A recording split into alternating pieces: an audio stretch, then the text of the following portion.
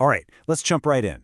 We're going to tackle this really complex relationship between two of the most common health conditions out there, obesity and diabetes.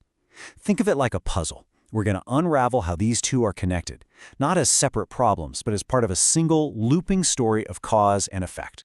So, here's the big question, right? It's the classic chicken or the egg situation.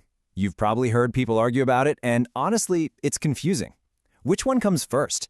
Is one the real villain and the other just a side effect? Well, as we're about to find out, the answer is not that simple. And this is really the key to the whole thing. It's not a straight line from point A to point B. Instead, what we're looking at is a self-reinforcing loop. These two conditions are locked together, where each one is both the cause and the effect of the other. It creates this powerful metabolic cycle that can be really tough to break. Now, to really get why things go wrong, we have to start with how the system is supposed to work. So let's do a quick walkthrough of your body's pretty brilliant process for handling all the energy it gets from food. It's actually a beautifully simple process when you think about it. So first, you eat. The food gets broken down into glucose, which raises your blood sugar. That spike is a signal to your pancreas to release a hormone called insulin. Now think of insulin as a key. Its job is to unlock your body's cells, letting all that glucose rush in to be used for energy. And any glucose that's left over, well, your body is smart. It stores it for later by converting it into fat. And this system works incredibly well until, it doesn't. A complication pops up when the body starts to store a little too much of that fat, which then begins to mess with this whole finely tuned process. And this is where our story really takes a turn. This brings us to the single most critical idea here, insulin resistance. So remember that insulin key we just talked about? Well, with insulin resistance, it's like the locks on your cells start to get rusty. The key is still there, but it has a much harder time opening the door to let the glucose in. So what does your body do? Well, its response is pretty logical. If one key isn't working so well, just make a bunch more keys. Your pancreas goes into overdrive, pumping out way more insulin to try and force those rusty locks open and get that glucose out of the bloodstream. But here's the ironic, kind of cruel twist. Having constantly high levels of insulin actually messes with your brain's hunger signals. It can make you feel hungrier more often. This pushes you to eat more, and since the system is already struggling, all that extra energy has nowhere to go but into, you guessed it, even more fat storage. Okay, so we have all the pieces on the board now. Let's put them all together. This is where we get to see how this one little complication spirals into a full-blown, self-perpetuating cycle. So the cycle really gets going, or at least gets amplified, by obesity. Having an excess of body fat, especially around your organs, is one of the main things that drives insulin resistance. It essentially makes those cellular locks even rustier, making it harder and harder for insulin to do its job.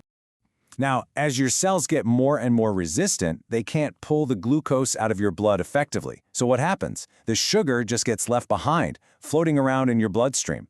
This leads to high blood sugar levels, which is the classic sign of prediabetes and eventually type 2 diabetes.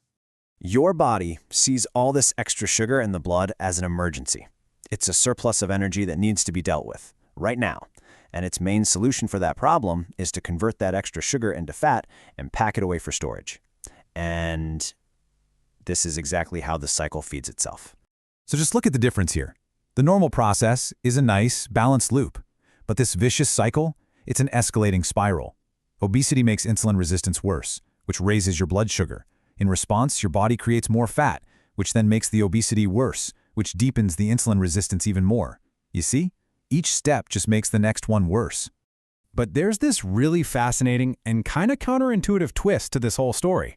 What happens when this cycle spins so far out of control that the body's entire system just overloads and fails? It sounds like a total paradox, but it's a really crucial sign of severe, uncontrolled diabetes. If insulin becomes so ineffective that your cells are literally starving for energy, even though there's tons of sugar in the blood, the body kicks into an emergency survival mode. It starts breaking down its own tissues, burning muscle and fat for fuel, which leads to this sudden, very significant weight loss.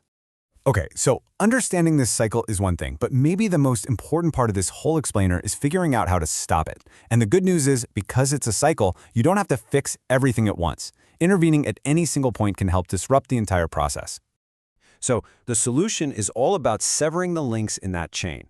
Maintaining a healthy weight directly attacks the main driver of insulin resistance. Adopting a balanced diet helps you control how much glucose is entering your system in the first place. And regular physical activity does something amazing. It actually makes your cells more sensitive to insulin. It's like it cleans the rust right off those locks. So, let's circle all the way back to that question we started with. As we've seen, trying to find a single culprit was just the wrong way to look at it. One isn't the villain and the other the victim. They're more like partners in this destructive metabolic dance. So the real question isn't about pointing fingers or placing blame, it's about taking action. Because once you understand that these two conditions are locked in this cycle, where they are both the cause and the effect of one another, the path forward becomes so much clearer. You don't have to solve everything at once, you just have to find one place to break the chain.